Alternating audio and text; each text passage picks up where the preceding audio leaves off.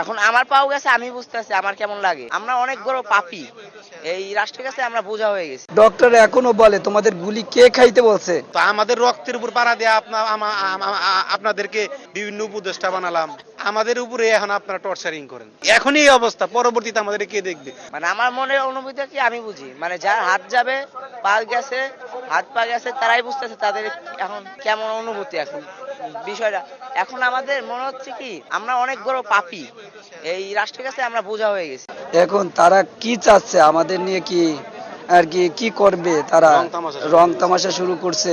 ঠিক আছে ভাই, আমার খালি একটাই আর কি ঠিক আছে, আমাদের তো উন্নত মানের কোনো ট্রিটমেন্ট হচ্ছে না, যেটা হচ্ছে ঠিক আছে তাও আমরা এই জায়গা থেকে জোর পূর্বে নিতেছি। আমাদের যদি প্রত্যেকটা জনগণ 1 টাকা করে দেয় তাহলে আমাদের দৈনিক 18 কোটি টাকা ওঠে। চাইলে আমরা দৈনিক 18 জন পেশেন্টকে বাইরে পাঠাতে পারি, কিন্তু তারা সেই উদ্যোগ তো নেয় না। ঠিক আছে, যেটা আমাদের প্রধান আর কি প্রাধান্য দেবে, যে জায়গায় আমরা যে কোথাও যে আমাদের পরিচয়টা দেব, সেই পরিচয়টাও দিতে পারতেছি না। ডক্টর এখনো বলে তোমাদের গুলি কে খাইতে বলছে? ডক্টরের আচরণ যদি এরকমের হয় তাহলে এই সরকার আমাদের যে মূল্যায়ন করতেছে না, পরবর্তী সরকার আইসে যে আমাদের মূল্যায়ন করবে সেটা আমরা কিভাবে বুঝবো? আমাদের যত পেশেন্ট আহত ভাই আছে সবার সাথে একটু দেখা করতো, কথাবার্তা বলতো, তাতেই তারা সন্তুষ্ট। তারা তো বলে নাই যে আমাদেরকে দেখে ব্যাগ ভরে টাকা দিয়ে যান, বলছিলেন কেউ? হ্যাঁ, কেউ তো বলেন নাই যে দেখে আমাকে ব্যাগ ভরে টাকা দিয়ে যান। একটু দেখতো, তারা আশ্বস্ত হয়েছে, সন্তুষ্ট। এই আহত রুগী যারা আছে, আমরা আহত ভাই যারা আছে, তাদের এইটাই একটু আশা ছিল।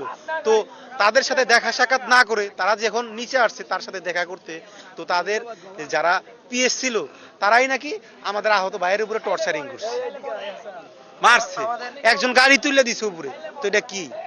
তো আমাদের রক্তের উপর পাড়া দিয়ে আপনাদেরকে বিভিন্ন উপদেষ্টা বানালাম, আমাদের উপরে এখন আপনারা টর্চারিং করেন। তো কথা তো একটাই, এখনই এই অবস্থা, পরবর্তীতে আমাদের কে দেখবে? তো আমাদের মূলা 100 টাকা কেজি, এই মূলার সমান আর কি আমাদের দাম দেওয়া হয় না। তো পরে 2 টাকা 1 টাকা কেজি হইব, মাগনা গরুয়ে খায়, পরে আমার গরুই খাইবো আমার ঘরে।